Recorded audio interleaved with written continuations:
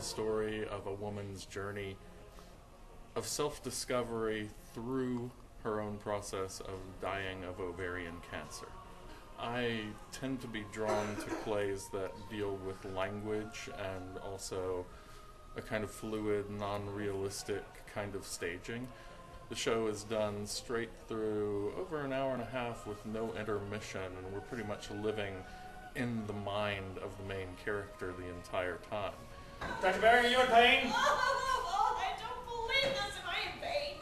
Yes, I am in goddamn pain. I have a fever of 101 spiking to 104, and I have bone metastasis in my pelvis and both femurs, and there's bone cancer eating away at my bones, and I did not know there could be such pain on this earth. Oh, God. Oh. The language of the play is amazing. Wonderful, chewy, dense language full of imagery. Then as the play itself unfolded, as I was reading it, this character is a real challenge for me. That's part of what I like about being an actress, is trying to get into somebody else's head and understand why they make the choices they make. In a lot of ways, she's dehumanized herself. And I found that really interesting. Why would somebody choose to do that? The leading character of Wit is a character named Vivian Baring. She is incredibly smart, but her journey to gaining that kind of wisdom closed herself off from the real things that are important in life. No family, no lovers, no sense of joy other than the academic pursuit itself. This play is not just about a woman dying of cancer.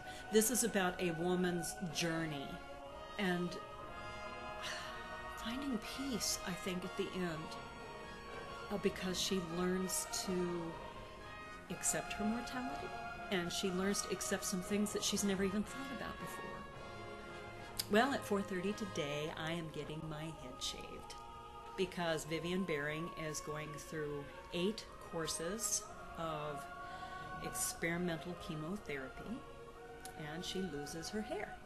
This is not the same for me as it is for a woman who's actually losing her hair to chemotherapy, and I think that's important to remember because I'm not getting chemotherapy, and so I don't want to treat that lightly because there are a lot of women for whom this is a horrible, traumatic thing. But for me, it doesn't cost me anything. It's going to grow back. The thing I want people to come out of the theater thinking about is that we often hide away from the real things in life, and that we don't necessarily appreciate the simple act of being kind to others.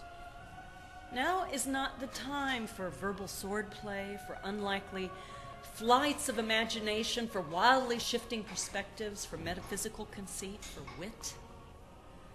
Now is a time for simplicity. Now is a time for, dare I say it, kindness.